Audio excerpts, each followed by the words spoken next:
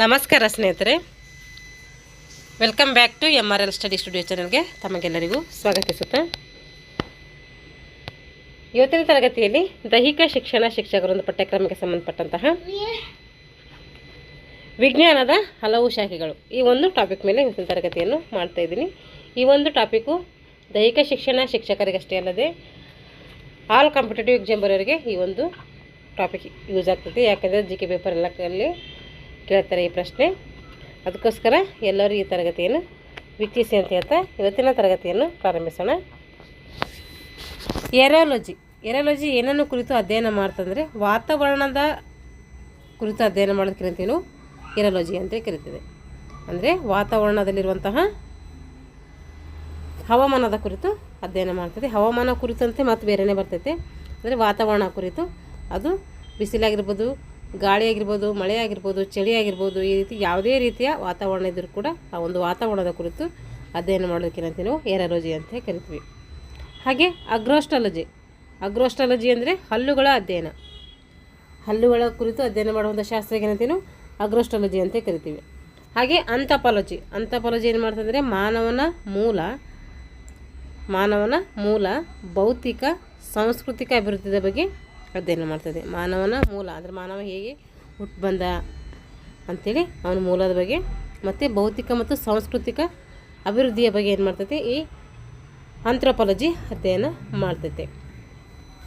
Bacteriology ಇದು ಏನು ಮಾಡ್ತದೆ ಅಂದರೆ ಸೂಕ್ಷ್ಮ ಜೀವಶಾಸ್ತ್ರದ ಶಾಖೆಯಾಗಿರುವಂತಹ ಇದು ಬ್ಯಾಕ್ಟೀರಿಯಾಗಳ ಬಗ್ಗೆ ಕುರಿತು ಅಧ್ಯಯನ ಮಾಡ್ತದೆ. ಬ್ಯಾಕ್ಟೀರಿಯಾಲಜಿ ಸೂಕ್ಷ್ಮ ಜೀವಶಾಸ್ತ್ರದ ಶಾಖೆಯಾಗಿರುವಂತಹ ಬ್ಯಾಕ್ಟೀರಿಯಾಗಳ ಕುರಿತು ಏನು ಮಾಡ್ತದೆ ಅಧ್ಯಯನ ಮಾಡ್ತದೆ. ಇದು ಬ್ಯಾಕ್ಟೀರಿಯಾ ಅಂದರೆ ಸೂಕ್ಷ್ಮಶಾಸ್ತ್ರದ ಒಂದು ಭಾಗ. ಕಾರ್ಡಿಯಾಲಜಿ ಅಂದರೆ ಇದು ಹೃದಯದ ಕುರಿತು ಅಧ್ಯಯನ ಮಾಡ್ತದೆ. ಹೃದಯದ ಕುರಿತು ಅಧ್ಯಯನ ಮಾಡುವಂಥ ಒಂದು ಶಾಸ್ತ್ರಕ್ಕೆ ಅಂತೀವಿ ಕಾರ್ಡಿಯಾಲಜಿ ಅಂತೇಳಿ ಕರಿತೀವಿ.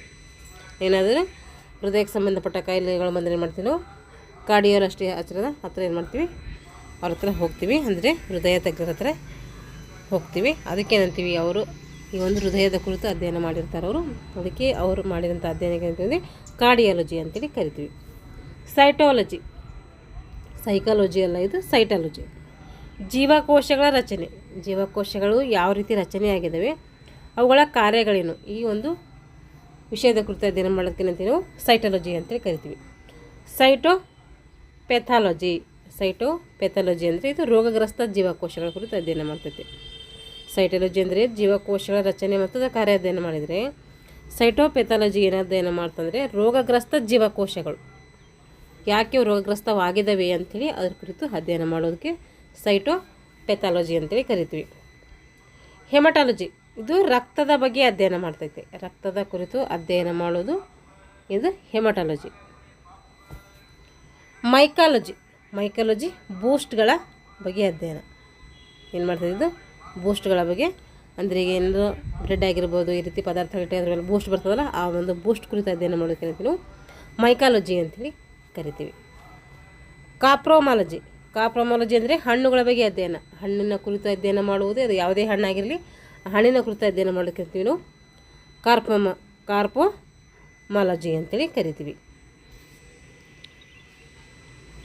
ಇವಾಗ ಡೆರ್ಮಟಾಲಜಿ ಅಂದರೆ ಅವರು ಚರ್ಮದ ಕುರಿತು ಅಧ್ಯಯನ ಮಾಡ್ತಾರೆ. ಚರ್ಮದ ಬಗ್ಗೆ ಅಧ್ಯಯನ ನಡೆಸುವಂತಹ ಒಂದು ಔಷಧ ವಿಜ್ಞಾನಕ್ಕೆ ಏನು ಕರಿತೀವಿ ಅಂದರೆ ನಾವು ಡರ್ಮಟಾಲಜಿ ಅಂತೇಳಿ ಕರಿತೀವಿ. ಅಂದರೆ ಡರ್ಮಟಾಲಜಿ ಅಂದರೆ ಚರ್ಮದ ಕುರಿತು ಅಧ್ಯಯನ ಮಾಡ್ತದ ಅಂಥೇಳಿ ನಮಗೆ ಇಷ್ಟು ಕಾನ್ಸೆಪ್ಟ್ ಗೊತ್ತಿರಬೇಕು. ಡೈನಮಿಕ್ಸ್ ಅಂದರೆ ಇದು ಚಲನಶಾಸ್ತ್ರದ ಕುರಿತು ಅಧ್ಯಯನ ಮಾಡೋದಕ್ಕೆ ಕರಿತೀವಿ ನಾವು ಡೈನಮಿಕ್ಸ್ ಅಂಥೇಳಿ ಕರಿತೀವಿ. ಎಕಾಲಜಿ ಅಂದರೆ ಇದು ಒಂದು ಪರಿಸರದ ಕುರಿತು ಅಧ್ಯಯನ ಮಾಡ್ತೈತೆ. ನೋಡಿರಿ, ಜೀವಿಗಳ ಮತ್ತು ಪರಿಸರ ನಡುವಿನ ಸಂಬಂಧವನ್ನು ಅಧ್ಯಯನ ಮಾಡೋದಕ್ಕೆ ಏನಂತೀವಿ ನಾವು ಅಂದರೆ ಎಕಾಲಜಿ ಅಂತೇಳಿ ಕರಿತೀವಿ. ಈಗ ಜೆನೆಟಿಕ್ಸ್ ಅಂದರೆ ಇದು ಆನುವಂಶಿಕತೆ ಕುರಿತು ಅಧ್ಯಯನ ಮಾಡ್ತೈತೆ. ನೋಡಿರಿ, ತಳಿಶಾಸ್ತ್ರ, ಆನುವಂಶೀಯತೆ ಮತ್ತು ಅದರ ನಿಯಮಗಳ ಬಗ್ಗೆ ಅಧ್ಯಯನ ಮಾಡೋದಕ್ಕೆ ಏನಂತೀವಿ ನಾವು ಜೆನೆಟಿಕ್ಸ್ ಅಂತೇಳಿ ಕರಿತೀವಿ. ಗೆರಂಟೋಲಜಿ ಅಂದರೆ ವೃದ್ಧಾಪ್ಯ ಆಗಲಿಕ್ಕೆ ಏನು ಸಮಸ್ಯೆಗಳಿದ್ದಾವೆ ಮತ್ತು ಅವ್ರ ರೋಗಗಳ ಅಧ್ಯಯನವನ್ನು ಮಾಡೋದಕ್ಕೆ ಏನಂತೀವಿ ನಾವು ಗೆರಂಟಾಲಜಿ ಅಂತೇಳಿ ಕರಿತೀವಿ. ಹೆಪಟಾಲಜಿ ನೋಡ್ರಿ, ಕರುಳಿನ ಕುರಿತು ಅಧ್ಯಯನ ಮಾಡೋದಕ್ಕೆ ಏನಂತೀವಿ ಹೆಪಟಾಲಜಿ ಅಂತೇಳಿ ಕರಿತೀವಿ. ಹೆಪಟಾಲಜಿ ಅಂದರೆ ಏನಿದು ಕರುಳಿನ ಕುರಿತು ಅಧ್ಯಯನ. ಹಾಗೆ ಹೆಮಟಾಲಜಿ ಅಂದರೆ ರಕ್ತದ ಕುರಿತು ಅಧ್ಯಯನ ಮಾಡೋದಕ್ಕೆ ಹೆಮಟಾಲಜಿ ಅಂತ ಕರಿತೀವಿ ಅಂತೇಳಿ ನಾವು ಹಿಂದಿನ ಒಂದು ಇದರಲ್ಲಿ ತಿಳ್ಕೊಂಡಿವಲ್ಲ. ಇವಾಗ ವೆಕ್ಸಿಲೋಲಜಿ. ವೆಕ್ಸಿಲೋಲಜಿ ಅಂದರೆ ಧ್ವಜಗಳ ಅಧ್ಯಯನ ಮಾಡುವಂಥ ಒಂದು ಶಾಸ್ತ್ರ. ಧ್ವಜಗಳ ಕುರಿತು ಅಂದರೆ ಬೇರೆ ಬೇರೆ ದೇಶಗಳ ಧ್ವಜ ಇರ್ತಾವಲ್ಲ, ಆ ಒಂದು ಧ್ವಜಗಳ ಕುರಿತು ಅಧ್ಯಯನ ಮಾಡೋದಕ್ಕಂತೀವಿ ವೆಕ್ಸಿಲೋಲಜಿ ಅಂತೇಳಿ ಕರಿತೀವಿ. ಹಾಗಾದರೆ ಹಿಸ್ಟಾಲಜಿ ಅಂದ್ರೇನು? ಅಂಗವ್ಯೂಹದ ಬಗ್ಗೆ ಅಧ್ಯಯನ ಮಾಡೋದಕ್ಕೆ ಹಿಸ್ಟಾಲಜಿ ಅಂತ ಕರಿತೀವಿ. ಹಿಸ್ಟ್ರಿ ಬೇರೆ, ಹಿಸ್ಟಾಲಜಿ ಬೇರೆ. ಹಿಸ್ಟಾಲಜಿ ಅಂದರೆ ಅಂಗವ್ಯೂಹಗಳ ಬಗ್ಗೆ. ಇದು ನೋಡಿದರೆ ನಮಗೆ ಹಿಸ್ಟ್ರಿದ ಬರುತ್ತೆ ಅಂತ ಅನಿಸುತ್ತೆ, ಆದರೆ ಇದು ಸೈನ್ಸಲ್ಲಿ ಬರುವಂಥ ಒಂದು ವಿಷಯ. ಹಿಸ್ಟಾಲಜಿ ಅಂದರೆ ಅಂಗವ್ಯೂಹಗಳ ಅಧ್ಯಯನ ಅಂತೇಳಿ ನೆನ್ಪಿಟ್ಕೋಬೇಕು. ಹೈಜೀನ್ ಅಂದರೆ ಔಷಧ ವಿಜ್ಞಾನದ ಶಾಖೆಯಾಗಿರುವಂಥ ಇದು ಆರೋಗ್ಯದ ಕುರಿತು ಅಭ್ಯಾಸಿಸುತ್ತೆ. ಹೈಜಿನಿಕ್ ಆಗಿ ಇಟ್ಕೋಬೇಕು ನಮ್ಮ ಆರೋಗ್ಯ ಅಂತ ಹೇಳ್ತಾಯಿಲ್ಲ, ಅದಕ್ಕೆ ಹೈಜೀನ್ ಅಂದರೆ ನೆನ್ಕೋಬೇಕು, ಆರೋಗ್ಯದ ಕುರಿತು ಅಧ್ಯಯನ ಮಾಡ್ತದೆ ಅಂತೇಳಿ ನಮಗೆ ಗೊತ್ತಿರಬೇಕು. ಮೆಕ್ಯಾನಿಕ್ಸ್ ಅಂದರೆ ಇದು ವಸ್ತುಗಳ ಚಲನೆಯ ಕುರಿತು ಅಧ್ಯಯನ ಮಾಡ್ತದೆ. ಏನು ಮಾಡ್ತೈತಿ? ವಸ್ತುಗಳ ಚಲನೆಯ ಕುರಿತು ಅಧ್ಯಯನ ಮಾಡೋದಕ್ಕೆ ಏನಂತೀವಿ ನಾವು ಮೆಕ್ಯಾನಿಕ್ಸ್ ಅಂತೇಳಿ ಕರಿತೀವಿ. ಇನ್ನು ಮೆಕ್ಯಾನಿಕ್ಸ್ ಅಂದರೆ ವಸ್ತುಗಳು ಇರ್ತವೆ, ಸಹಜವಾಗಿ ಮೆಕ್ಯಾನಿಕ್ ಅಂತ ನೆನ್ಪಿಟ್ಕೊಳ್ರಿ. ಅದರಾಗಿ ವಸ್ತುಗಳು ಇರ್ತವೆ, ಆ ವಸ್ತುಗಳ ಕುರಿತು ಅಧ್ಯಯನ ಮಾಡೋದಕ್ಕೆ ಮೆಕ್ಯಾನಿಕ್ಸ್ ಅಂತೇಳಿ ಕರಿತೀವಿ. ಮೆಟಿಯರಾಲಜಿ ಅಂದರೆ ವಾತಾವರಣ ಮತ್ತು ಅದರ ಪ್ರಕ್ರಿಯೆ ಕುರಿತು ಅಧ್ಯಯನ ಮಾಡೋದಕ್ಕೆ ಏನಂತೀವಿ ನಾವು ಮೆಟಿಯಾಲಜಿ ಅಂಥೇಳಿ ಕರಿತೀವಿ. ಇದೇನಾಯಿತು? ವಾತಾವರಣ ಮತ್ತು ಅದರ ಪ್ರಕ್ರಿಯೆ ಆಯ್ತಿದು.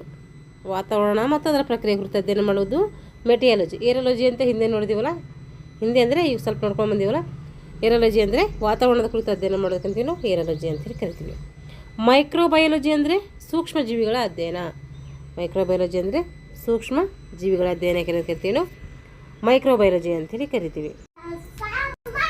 ನೆಫ್ರಾಲಜಿ ಅಂದರೆ ನೆಫ್ರಾನ್ಸ್ ಅಂತ ಕರಿತೀವಿ. ನೆಫ್ರಾಲಜಿ ಅಂದರೆ ಕಿಡ್ನಿ ಅಂತ ಅರ್ಥ. ಕಿಡ್ನಿಗಳ ಕುರಿತು ಅಧ್ಯಯನ ಮಾಡೋದಕ್ಕಿಂತ ನೆಫ್ರಾಲಜಿ ಅಂತ ಕರಿತೀವಿ. ಹಾಗಾದರೆ ನ್ಯೂರಾಲಜಿ ಅಂದರೆ ನರವ್ಯೂಹದ ಕಾರ್ಯ ಆ ವ್ಯವಸ್ಥೆ ಕುರಿತು ಅಧ್ಯಯನ ಮಾಡೋದಕ್ಕಿಂತ ನಾವು ನ್ಯೂರಾಲಜಿ ಅಂತ ಕರಿತೀವಿ. ನ್ಯೂರಾಲಜಿ ಅಂದರೆ ನರವ್ಯೂಹ ಅಂತ ನೆನ್ಪಿಟ್ಕೋಬೇಕಿಲ್ಲಿ. ಅಂಕಾಲಜಿ ಅಂದರೆ ಕ್ಯಾನ್ಸರ್ ಕುರಿತು ಅಧ್ಯಯನ ಮಾಡೋದಕ್ಕೆ ಅಂಕಾಲಜಿ ಅಂತ ಕರಿತೀವಿ. ಅಂಕಾಲಜಿಸ್ಟ್ ಅಂತ ಕರಿತೀವಿ. ಕ್ಯಾನ್ಸರ್ ಬಗ್ಗೆ ಅಧ್ಯಯನ ಮಾಡುವಂತಹ ಡಾಕ್ಟರ್ಸ್ ಏನಂತೀವಿ ನಾವು ಅಂಕಾಲಜಿ ಅಂತೇಳಿ ಕರಿತೀವಿ, ಅಂಕಾಲಜಿಸ್ಟ್ ಅಂತೇಳಿ ಕರಿತೀವಿ. ಅಪ್ತಮಾಲಜಿ ಅಂದರೆ ಕಣ್ಣು ಮತ್ತು ಕಣ್ಣಿನ ರೋಗಗಳ ಬಗ್ಗೆ ಅಧ್ಯಯನ ಮಾಡೋದಕ್ಕೆ ಏನಂತೀವಿ ನಾವು ಅಪ್ತಮಾಲಜಿ ನೆನ್ಪಿಟ್ಕೋಬೇಕು. ಇವೆಲ್ಲ ಹೊಸ ವರ್ಡ್ಸ್ ಅಲ್ಲ, ನಾವು ಈಗ ಓದ್ತಿದ್ದೀವಿ ಅಂತಂದರೆ ನಮ್ಗೆ ಹೊಸ ಅನಿಸುತ್ತೆ. ಪ್ರಾಕ್ಟೀಸ್ ಇದ್ದರಿಗೆ ಏನಾಗ್ತೈತೆ ಅದು ಈಜಿನೇ ಅನಿಸುತ್ತೆ. ಅಪ್ತಮಾಲಜಿ ಅಂದರೆ ಕಣ್ಣು ಮತ್ತು ಕಣ್ಣಿನ ರೋಗಗಳ ಕುರಿತು ಅಧ್ಯಯನ ಮಾಡ್ತೈತೆ. ಆರ್ಥೋಪೆಡಿಕ್ಸ್ ಅಥವಾ ಓಸ್ಟಿಯಾಲಜಿ ಅಂತೇಳಿ ಕರಿತೀವಿ. ಯಾವುದಕ್ಕೆ?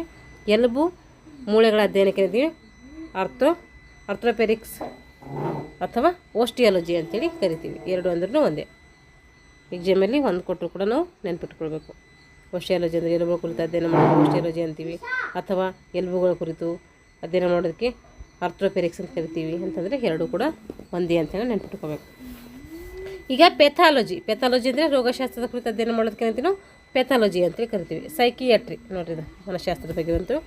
ಮಾನಸಿಕ ರೋಗಿಗಳ ಅಧ್ಯಯನ ಮಾಡುವುದು ಮತ್ತು ಚಿಕಿತ್ಸೆ ನೀಡೋದಕ್ಕಂತೀವಿ ಸೈಕಿಯಾಟ್ರಿ ಅಂತೇಳಿ ಕರಿತೀವಿ. ಸೈಕಾಲಜಿಸ್ಟ್ ಅಂತೇಳಿ ಕರಿತೀವಲ್ಲ, ಅವ್ರಿಗೆ ಏನಂತೀವಿ ನಾವು ಆ ಒಂದು ಅಧ್ಯಯನಕ್ಕೆ ಸೈಕಿಯಾಟ್ರಿ ಅಂತೇಳಿ ಕರಿತೀವಿ. ಯೂರಾಲಜಿ ಅಂದರೆ ಮೂತ್ರನಾಳದ ರೋಗಶಾಸ್ತ್ರದ ಕುರಿತು ಅಧ್ಯಯನ ಮಾಡೋದಕ್ಕೆ ಏನಂತೀವಿ ನಾವು ಯೂರಾಲಜಿ ಅಂತೇಳಿ ಕರಿತೀವಿ. ಹಾಗಾದರೆ ವೈರಾಲಜಿ ಅಂದರೆ ವೈರಸ್ಗಳ ಅಧ್ಯಯನ. ಈಗ ಮಯಾಲಜಿ ಅಂದರೆ ಸ್ನಾಯುಗಳ ಅಧ್ಯಯನ. ಇವೆಲ್ಲ ಅನಾಟಮಿಗೆ ಸಂಬಂಧಪಟ್ಟಂಥ ಪ್ರಶ್ನೋತ್ತರಗಳಾಗಿರ್ತವೆ. ಅನಾಟಮಿಯಲ್ಲಿ ಇವೆಲ್ಲ ಕೇಳ್ತಾರೆ. ಈಗ ಕಿನ್ಸಿಯಾಲಜಿ ಏನಂತಂದರೆ ಕೀಲುಗಳನ್ನು ಕುರಿತು ಅಧ್ಯಯನ ಮಾಡ್ತೀವಿ. ಕೀಲುಗಳ ಚಲನೆ ಯಾವ ರೀತಿ ಆಗಬೇಕು ಅಂಥೇಳಿ ಅದ್ರ ಬಗ್ಗೆ ಅಧ್ಯಯನ ಮಾಡೋದಕ್ಕೆ ಕಿನ್ಸಿಯಾಲಜಿ ಅಂತ ಕರಿತೀವಿ. ಈಗ ಸೈಕಾಲಜಿ ಮತ್ತು ನೋಡ್ರಿ, ಮನುಷ್ಯನ ವರ್ತನೆಯನ್ನು ಕುರಿತು ಅಧ್ಯಯನ ಮಾಡೋದಕ್ಕಿಂತ ಸೈಕಾಲಜಿ ಅಂತ ಕರಿತೀವಿ. ಮನಸ್ಸು ಫಸ್ಟ್ ಏನು ಮಾಡ್ತಿತ್ತು ಅಂದರೆ ಮನಸ್ಸನ್ನು ಕುರಿತು ಅಧ್ಯಯನ ಮಾಡ್ತಿತ್ತು, ಆಮೇಲೆ ಪ್ರಜ್ಞೆ, ಆಮೇಲೆ ಆತ್ಮ, ಈ ರೀತಿ ಅಧ್ಯಯನ ಮಾಡ್ಕೊತಾ ಏನು ಮಾಡ್ತದೆ ಈಗ ಒಂದು ವರ್ತನೆಯ ಅಧ್ಯಯನ ಅಂತೇಳಿ ಕರಿತೀವಲ್ಲ. ಹಾಗಾಗಿ ಸೈಕಾಲಜಿ ಅಂದರೆ ಮಾನವನ ವರ್ತನೆಯ ಕುರಿತು ಅಧ್ಯಯನ ಮಾಡ್ತೈತೆ. ಟಾಕ್ಸಿಕಾಲಜಿ ಅಂದರೆ ವಿಷವಸ್ತುಗಳ ಬಗ್ಗೆ ಅಧ್ಯಯನ ಮಾಡೋದಕ್ಕೆ ಕರಿತೀವಿ ಟಾಕ್ಸಿಕಾಲಜಿ ಅಂತೇಳಿ ಕರಿತೀವಿ. ಇಷ್ಟೇನಾಯ್ತಂದ್ರೆ ಆ ಒಂದು ಅಧ್ಯಯನದ ಶಾಖೆಗಳು ಅಂದರೆ ಯಾವ ಒಂದು ವಿಷಯದ ಕುರಿತು ಯಾವ ಅಧ್ಯಯನ ಮಾಡ್ತೀವಿ ಅಂತೇಳಿ ಇಲ್ಲಿ ಗಂಟ ತಿಳ್ಕೊಂಡಿದ್ದೀವಿ. ಇಲ್ಲೇನಿದೆ ಅಂದರೆ ಲಸಿಕೆಗಳ ಶೋಧನೆ ಇದೆ. ಇದಿಷ್ಟು ಇದರಲ್ಲಿ ಹೇಳ್ತೀನಿ ನೋಡ್ರಿ. ಬೇಡ, ಇದು ಬೇರೆ ಬೇರೆ ಒಂದು ಇದರಲ್ಲಿ ಮಾಡ್ತೀನಿ. ಮತ್ತು ಇದೆಲ್ಲ ಸೇರಿಸೋದು ಬೇಡ.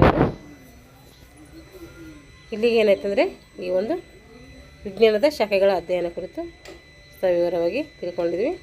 ಮುಂದಿನ ತರಗತಿಯಲ್ಲಿ ಮುಂದಿನ ಒಂದು ಟಾಪಿಕ್ನೊಂದಿಗೆ ಮತ್ತೆ ಭೇಟಿಯಾಗೋಣ ಅಂತ ಹೇಳ್ತಾ ಇಲ್ಲಿಗೆ ತರಗತಿಯನ್ನು ಮುಗಿಸ್ತಾ ಇದ್ದೀನಿ. ಎಲ್ಲರಿಗೂ ಧನ್ಯವಾದಗಳು.